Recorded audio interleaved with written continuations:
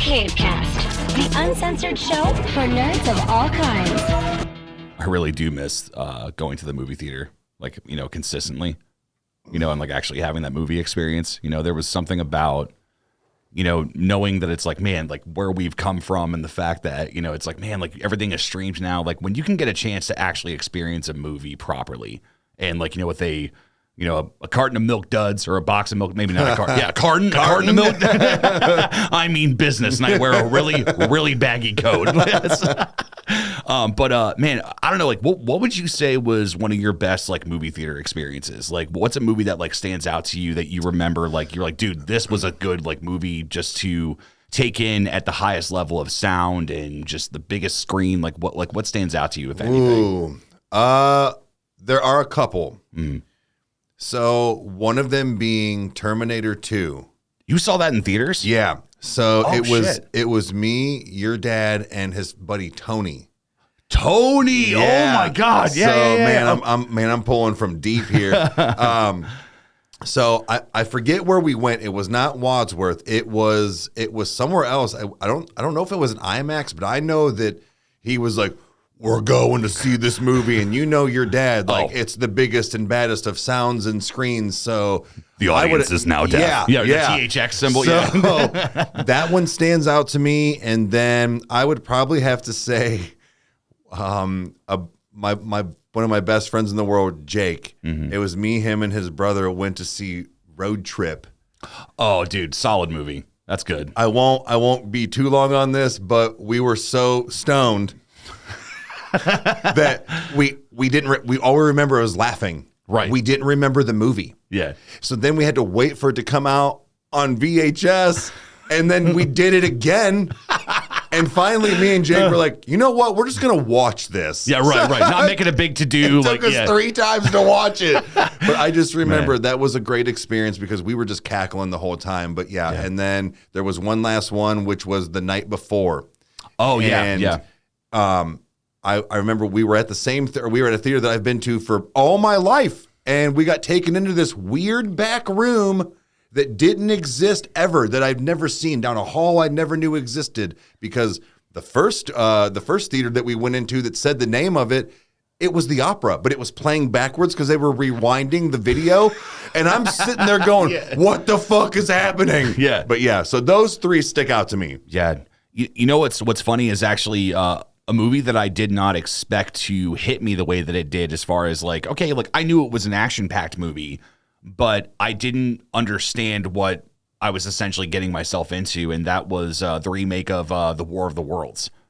Ooh. And now I've made my statements online saying that I like that one better than the original, just because I think that they did everything better, regardless if Tom Cruise is in it or not. Like, it doesn't matter. Like, that movie is just, it was a phenomenal theater movie. Like, Mom and I went and saw it. We were like, all right, yeah, let's take a Saturday, like, catch a matinee or whatever, do our thing. And just the second that all the disasters started happening, like, I felt like I was there. Like, it was that those big bass hits of like when the drone would like go off and scare everybody, then it's like this thing is vaporizing people. Like, that movie did a great job of putting me in that situation. And that's honestly what I love about a movie.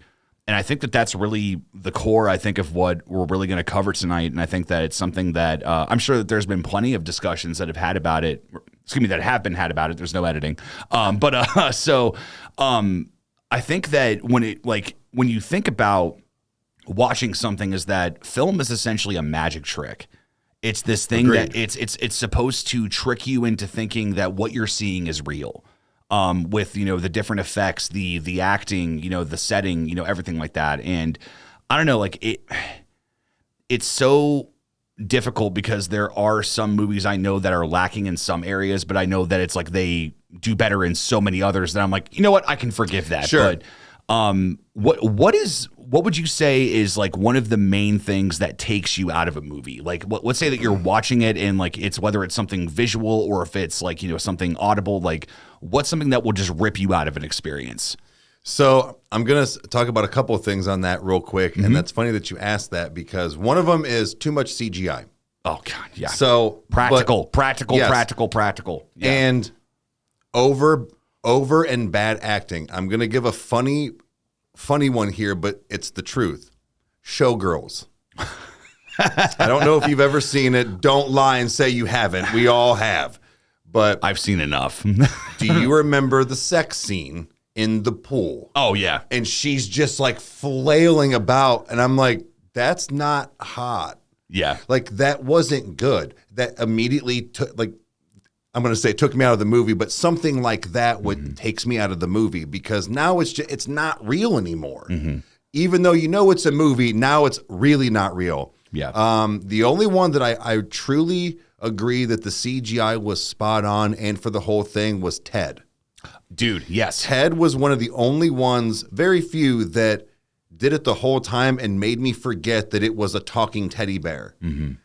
They nailed it. I'm sorry, but they really did on both of them. But yeah, too much CGI and non-practical stuff and then just like ridiculous acting. Well, it's the CGI thing, I think, is because, dude, like CGI can be an amazing tool. It's Sure. something that, allows us to play in this magical realm that humans cannot, even experience. Like, shooting somebody, running through fire or like someone is on fire, because, they're, being killed or like whatever, like, or I don't know, like, what was the movie with Joseph Gordon-Levitt? It was I think it was called The Walk, where he portrayed the trapeze artist that he wanted to put a wire between the two towers and wanted to balance his way across. Like, when you think about it, there really isn't a lot of action and like there's not a lot to the film as far as the plot. It's like this is what he wants to do.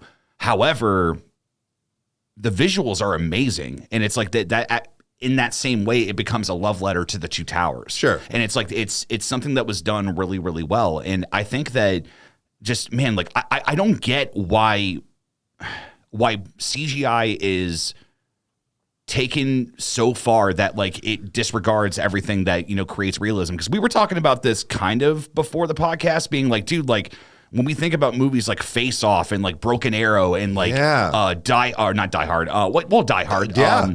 True Lies, like all these like really awesome classic movies, like they did utilize some CG, but for the most part they were using practical explosions. They were doing real stuff. They were having real damage and real effort was being put into this stuff.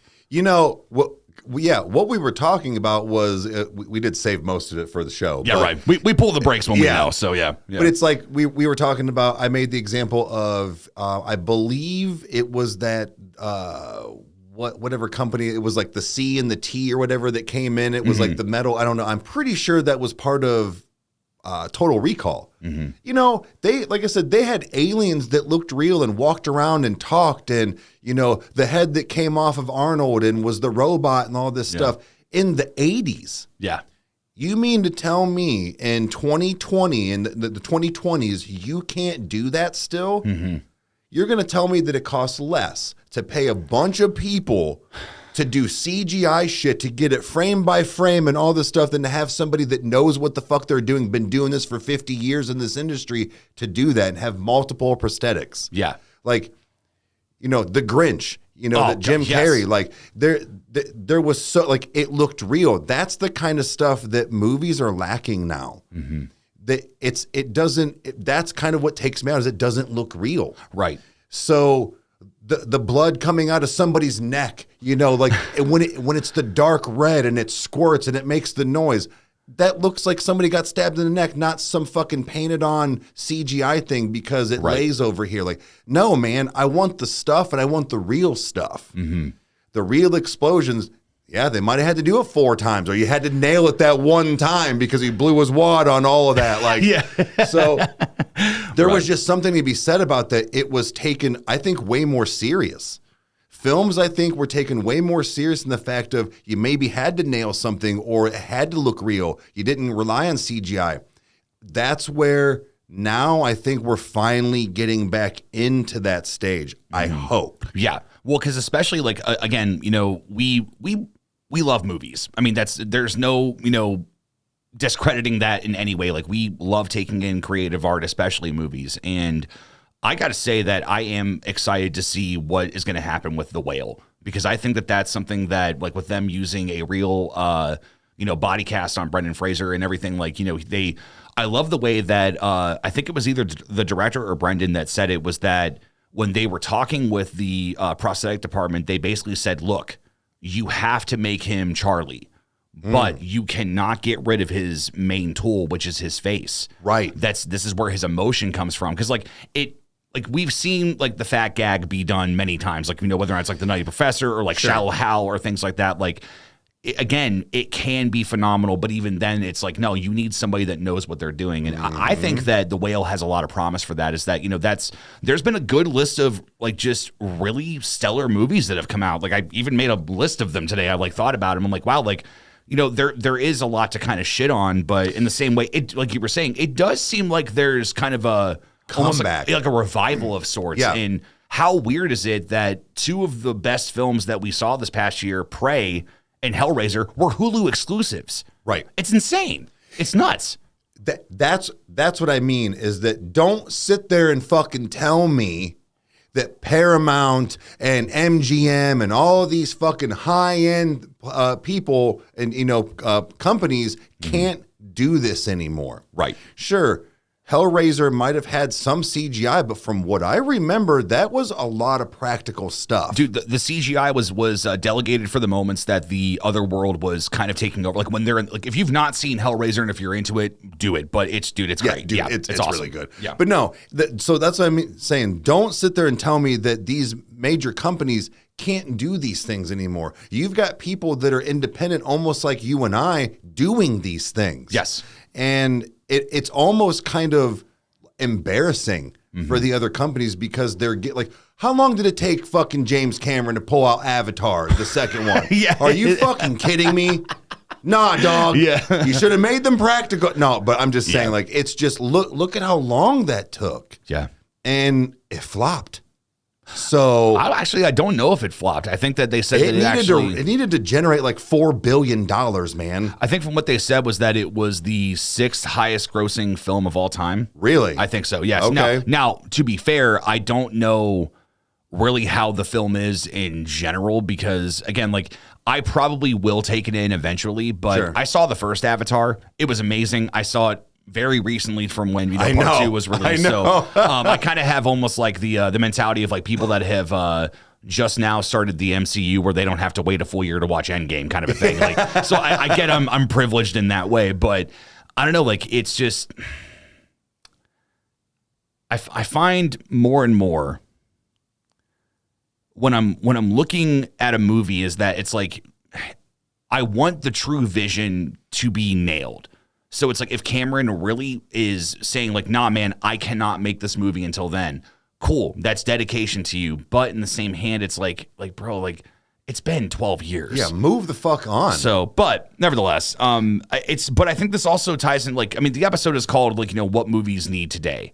And I think that what they need practical stuff. They need practical stuff, and I think that we could talk that to death. I mean, like, they're like, as far as like like Jurassic Park still to this day is an amazing looking movie. Even the CGI scenes look great, like, because Predator. It's like, Predator is amazing. Like, it's just it blows my mind that there's this reliance on something that is such a cop out. And what's funny is that Jordan Peele actually he pokes fun at the whole CGI thing. There is a scene where the main character is there on set to have the horse be on camera. Something happens with the horse, like it freaks out. They have to get it off set. In the background, they don't even acknowledge it, but in the background, you can see the crew wheeling in a giant green like horse that they're going to use instead. He was like, "Look, man, we tried it. It didn't work out. It's all good. Go home." Like, it's so messed up, because that's a lot of what happens is that they put it on set. They realize, oh no, this is hard. We'll just computer generate it. And it's like, dude, like, no, man, like, it's hard because it's worth it. I'm like, and I know that I've never worked on a scale like that, but it's just like, man, like, there's a reason why The Thing still looks amazing to this day, and why the reboot, like, they were, like, from what I understand, they were actually going to go practical, and then they just CG'd over everything. And it's like, dude, like, you're ruining the experience. Exactly. Like you just said, they were going to go one route, and then they ruined it with the CG experience. Like, I don't understand what goes through people's minds sometimes, is like, like you stated earlier, when it can't be done practically, Yes. sure, go ahead. But there are still so many movies from, the 80s, 90s, mid 2000s that had all of these things that still hold up today, that are movies that are 30 years old. Yeah. Again, don't tell me you can't do it. You could do it 30, 40 years ago. So even by now, even with inflation, it should still be cheaper than CGI. Like, come on, man. Like, I don't know. Yeah. That's what I don't get. But Let me ask you this. Something that, again, I don't know really how to articulate this in a way to where it could work on such a massive scale. But what I'm really wanting for movies is to get away from what the companies think is best. And I know that sounds like a shitty thing to say, but like you'll hear it so many times, like when it comes to like a property like Halloween or Freddy or whatever, where it's like, well, we got to renew it, so we got to do something with it. Yeah. And it's one of those where it's like, number one, why is it written into the contract that you have to renew it? Right. Which again, maybe there's more to this that I don't understand. I mean, I've never played at that big of a level, but like, there's just content that's being pumped out that it really just feels like it's an obligation rather than a passion.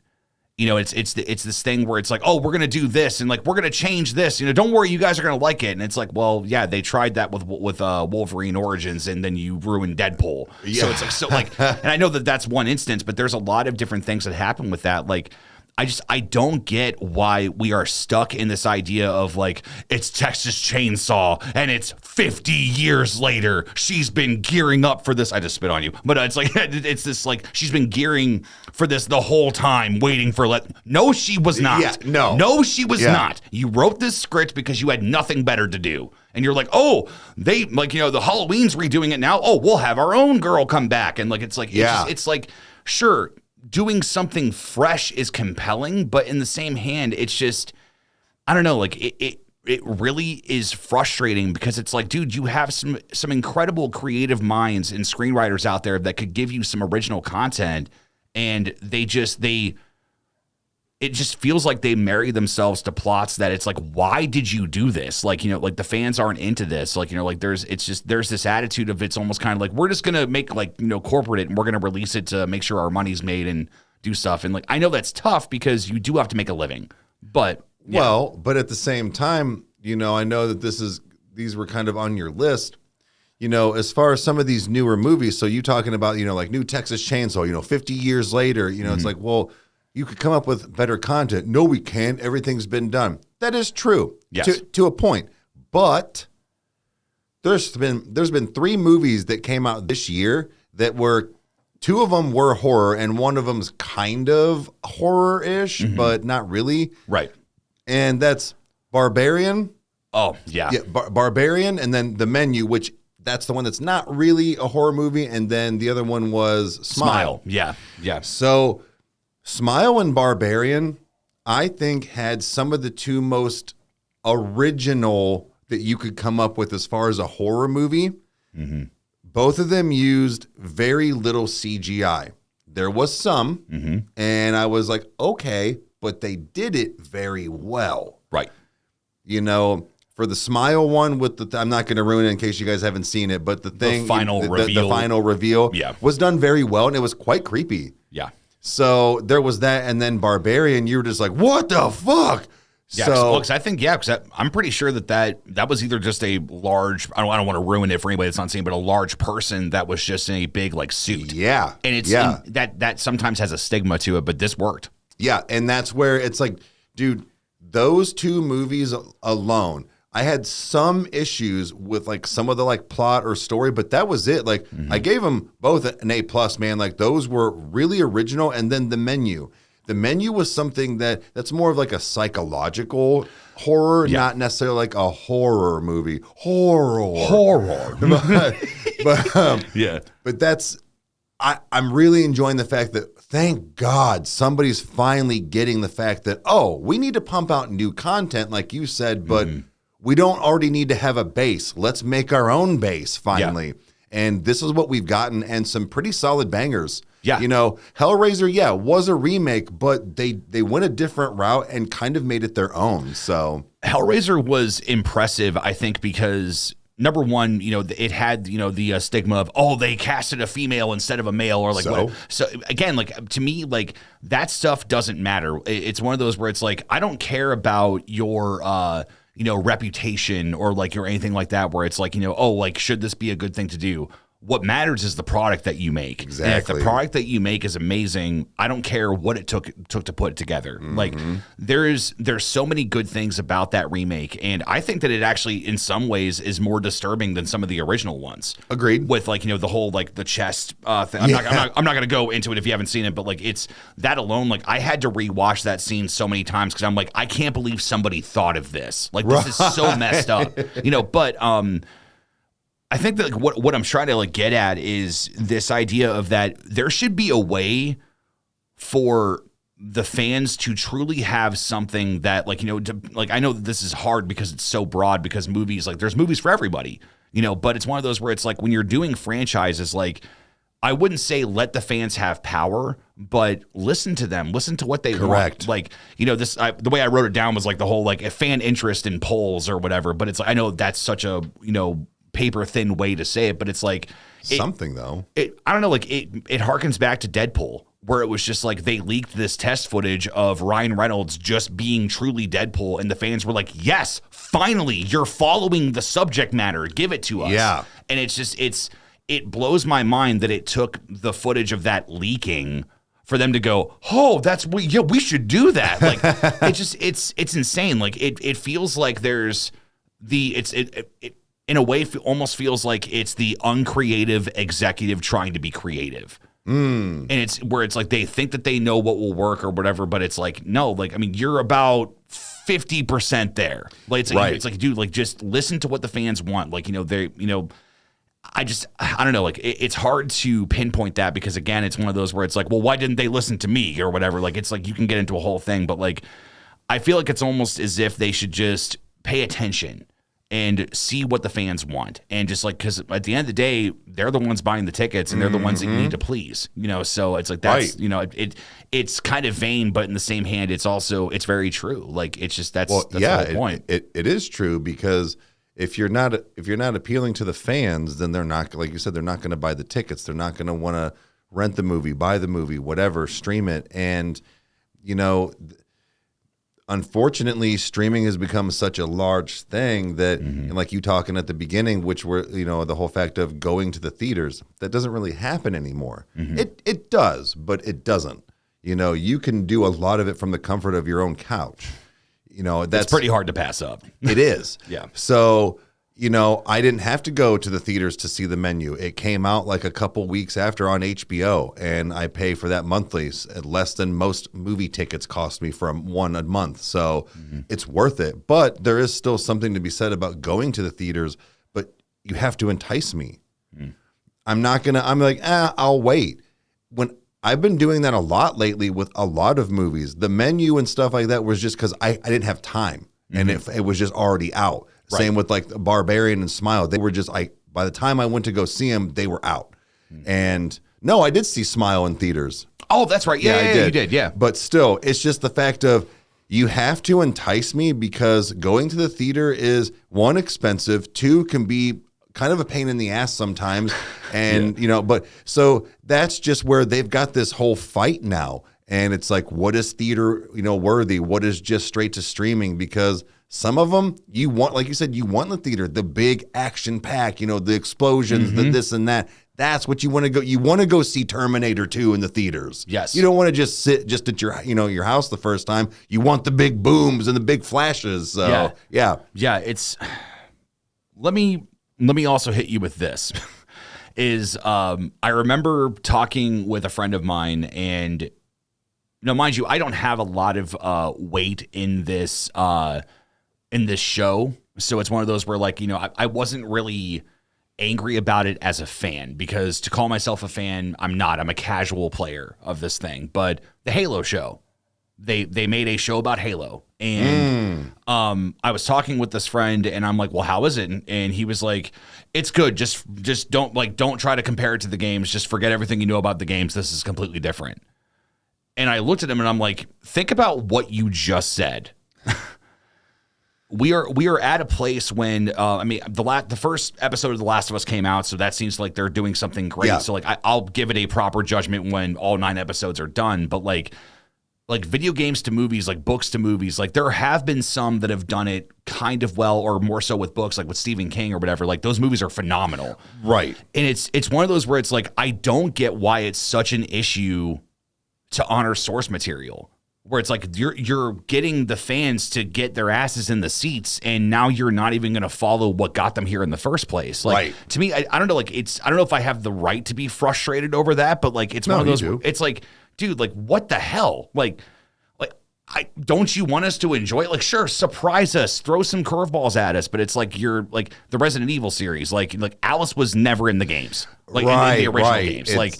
I get that it's like a cinematic version of everything, but it's just like, dude, like, but it's not real. No, like, I'm like, could you imagine a mansion movie of like the first Resident Evil of them, like, you know, like going through the entire thing, learning what the walkers or like what the zombies were, right? Dogs tearing through the windows, like it's stuff like that where it's like they could have done something really cool. Well, the fact that, you know, going to some of these video game movies and TV shows, yeah, most of them do suck.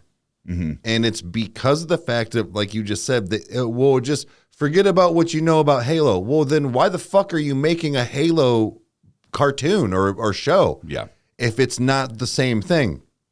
The Last of Us does a very good job at being, if you've never played the game, right? If you have no idea what the hell this is, you do. Mm-hmm. I don't even know that it's a game anymore. It's a show. Yeah, right. There's something to be said about that, because some of these other ones, other than the new Mortal Kombat, but like the Mortal Kombat movies, hell, even kind of the Tomb Raider movies, those were badass for like their thing. But I think those are also kind of a time capsule too. They were good for the time, you know. But yeah. It's just the fact of a lot of these like games to movies and shows, they just don't translate well because they do that. Oh, well, just forget all it. No. That's then I'm not watching Uncharted. Then I'll just go play the video game. Yeah, exactly. So that they have to be careful with that. But I think The Last of Us is nailing it, at least for right now. Right. Again, we're one episode in. It could ruin everything, but yeah, who knows? So I think there's just a lot to be said with hell. Even that has a lot of practical things, and I think that's what entices me and makes it visually appealing for me. The show is very real. Yeah. So yeah, that's going to be a banger for me, I feel like. Well, I think that there's also a boldness that's been kind of lost with storytelling and doing stuff that is fresh and trying to do something different. Like, Eric has been a big help as far as like, you know, whenever I've come up with my own ideas and everything, like whenever I would have like a dumb idea in my mind, I thought it was dumb or whatever. Like, you know, we were watching Squid Game and you're like, dude, you can't say that it's like that. This is like, you know, that your idea is stupid. There's literally PlayStation, you know, like buttons on these people's faces, their shapes, and that determines their rank. Like that's, to me, I feel like, I mean, I've heard that Squid Game isn't that original if you're aware of like more content that it's based off of. But again, like I heavily enjoyed it. I can't wait for season 2. Like that is something that is so ridiculous that it sounds like something that somebody could have just come up with on a whim of like, yeah, man, all these people, like, yeah, debt cripples everybody. What if your debt could go away? Like, okay, that's kind of compelling. What, you have to play kids games and they're deadly? Come on. Yeah. Like, dude, that's dumb. No, it's not. It's amazing. Yep. And that's what I really want to see happen is, you know, like amongst all the other things is that like, I think that there's a boldness that's been kind of missed. Like there's so many movies out there that are ridiculous, you know, like when you look at like a movie like Twister, like that, like we know that being around a Twister is ridiculous, but it's like being around like an F5 and like, you know, everything that's happening in that movie, like The Day After Tomorrow, like, you know, that's a, you know, embellishing in the idea of like global warming and like what could happen. But the thing is, they took a ridiculous concept and made a kick-ass action movie. Right. Like it's, you know, there's so many things I think that are lost on that, where it's like, dude, like where's the balls? Like,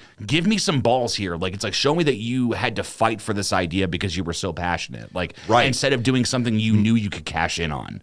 I kind of feel like that. Not to go back to the whole Avatar thing, but I feel like that's what he did. He thought he could just like cash in on this because of what it was. Sure, he probably did, but taking that long, and then I'm sure there is still a lot of fans out there. But did they really want it that long later? Like you said, you have to pay attention to what your audience wants, because if you're just doing a cash grab, a lot of times they know that. It's kind of transparent almost. Yeah. All the Transformer movies that were coming out, it's like, guys. And don't even get me started on Fast and the Furious. Oh my fucking God. I have no disrespect for Paul Walker. It's got nothing to do with him. That was a horrible thing. But my God, let it go. Just stop. Dude, do you remember when Fast and the Furious was about racing cars? No, because I stopped after one. It's so long ago.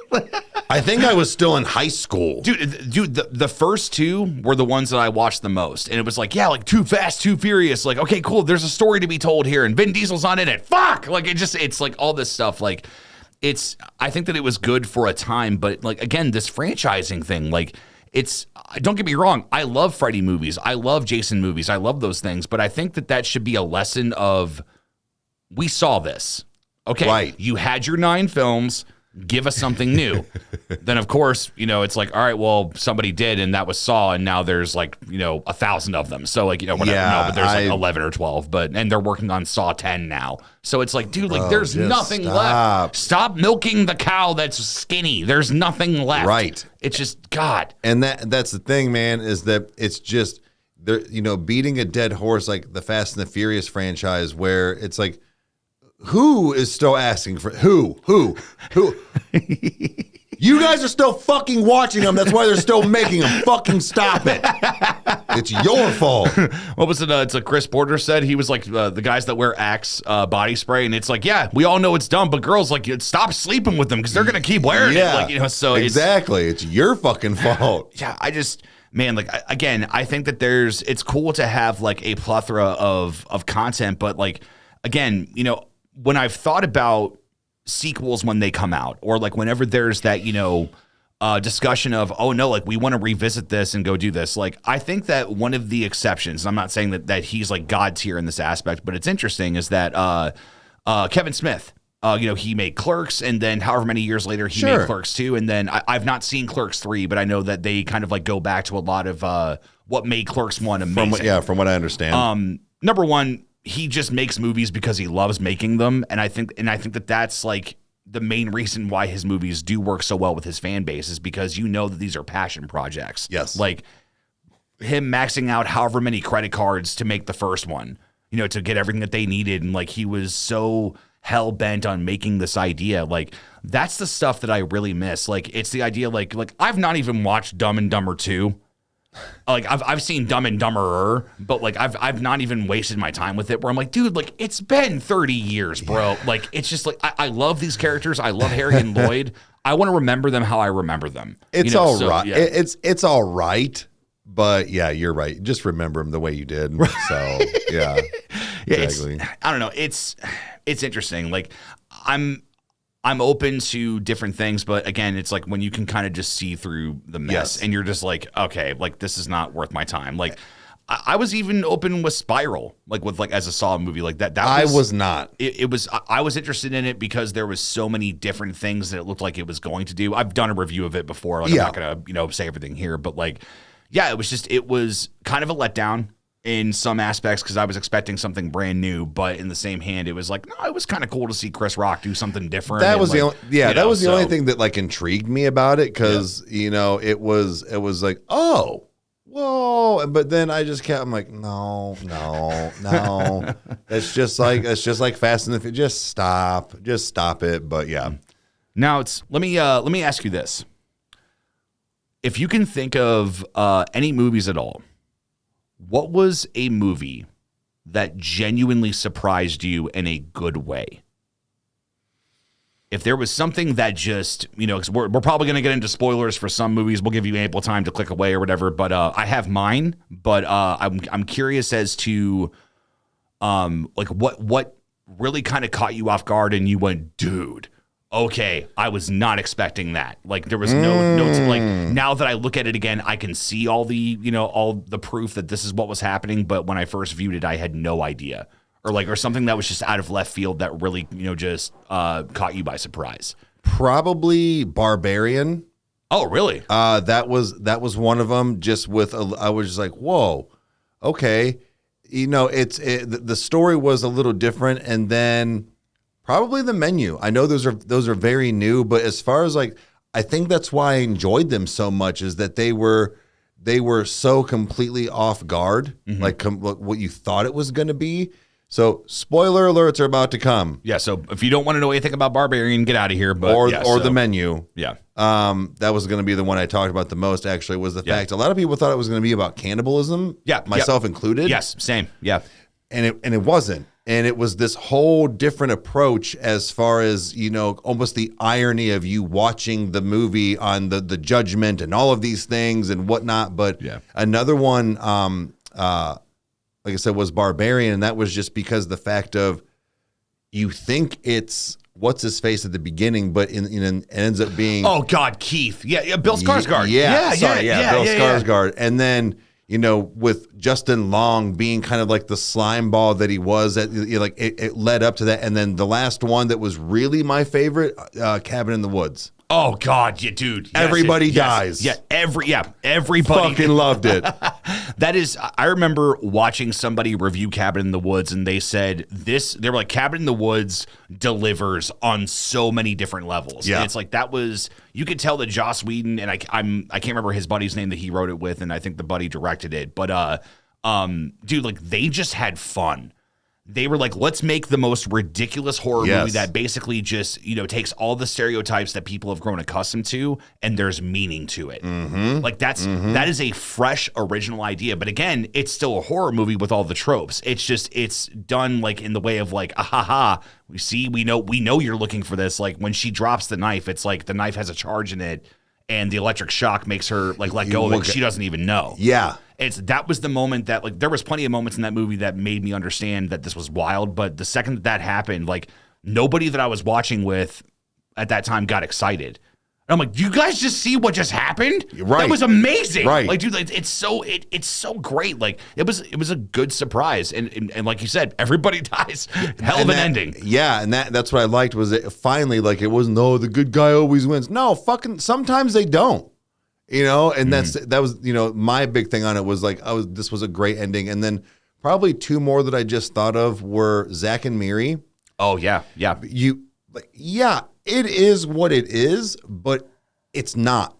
It literally has a whole different storyline to it than you think it's going to be. Yes, it's got some sex scenes and like making a porno and stuff, but that's not the whole premise. And another one is Straight Outta Compton, which I still need to see. Yeah. In the fact of there were so many people that they were like, well, I don't want to watch a movie about rap. And it's like, well, it's not. Like it is, but it's not. It's hard to explain until you see it. So a lot of people that did watch it, not even being into NWA, was like, this was a really good movie. I'm like, I know. Like, because it was surprising that you thought it was just going to be, a bunch of like, oh, it was this song, and then fast forward to this year, and all, it had a lot more to it. So that one really surprised me as well. I think that the one movie that really surprised me as a kid, besides, obviously Saw. Like the first Saw is just amazing. Like that's when you don't know anything. I've heard even my Scoutmaster at the time. He's like, I'm not into horror, but I tell you what. That was a solid ending. He's like, that's something that I was not expecting. That's something that completely like threw me for a loop. However, the movie Identity, that is a movie that has not left me. And it was the fact that, again, spoiler, but, people are trapped at a motel and they start dying one by one. And you're like, okay, well, this is a slasher. So who done it? And there is that element that it's a slasher, but when you realize that everything is happening inside of this psych patient's head, and it's the identities killing each other, and like the ultimate reveal of who it is, and like how everything goes, like, dude, it was a movie that just honed into this wonderful thing that I gravitate towards every time that I like want to take in a movie is that it's like, dude, surprise me and just like, you know, do it in a way to where I couldn't call it out. Like there's been movies like I think that it like takes the fun out of it when like you call it out and you're like, nah, man, I already know what's happening here. Yeah. Like, and which I think that some of that you can't avoid because you do have to direct some ways that way you don't like reveal certain things. But like, it's just, it's difficult because I want to, I'm the type of person that will be critical and will break down every like megapixel, but I still want to be surprised. Oh, for sure. And I know that that's such a fucked up thing to like to do, but yeah, it's there's something to be said about that is that you can nitpick, but you still be like, all right, you got me. You got me. So yeah, that definitely something that film and shows are, I think, lacking anymore is that like element of surprise, like you were talking about, is that it's got that Sixth Sense kind of feel. Yeah, definitely. Yeah, I really think that there's a lot of good content that we have been able to take in, and there's, you know, wonderful things that are coming out, and I hope that, you know, there's a possibility that just good content continues to come out and they start to see like what does work and what doesn't work. And, you know, it's trying to like look at it where it's like, nah, dude, don't just renew Halloween because your contract's up. Like have a good idea and then bring it back. Right. For you know? So I don't know, like I know that there's no way that, you know, we really can do anything about it, but it's one of those where it's like, nah, dude, like I love film. I love this art. Like, no matter what we do, as far as making videos, at the end of the day, as Robert Downey Jr. said it, I'm a fan. Yep. I'm a fan. I love this stuff. I love geeking out about things, and I love having something to just lose myself in. And I think that that's a lot of what has been lost in certain things, whether or not it's like agenda takes over plot or like, you know, these, you know, like it's a movie that's barbaric just to be barbaric and there's no other point. Like, it's like, nah, dude, like if I'm going to sit through an hour and a half, you better make it worth it. Worth my while. Like, yeah. Even if you know, kind of kick me in the balls, like, you know, make the journey there worth it, because not every movie is about the ending. Sometimes it's about the journey. Exactly. So exactly. But nevertheless, this has been our time talking about movies and what we personally think that we need. Now, remember, this is all subjective. This is our opinion. This does not mean that this is the end all be all. It's the truth. It's the truth. Yeah, no. But if you stuck around this long, we really appreciate it. Make sure you subscribe, hit that notification bell. That way you never miss an upload. You can also follow us on Spotify and a bunch of other platforms that will be listed in the description. Eric, is there anything that you would like to say to the people before we sign off here? Use practical. Cheers. Adios, guys. Take it easy.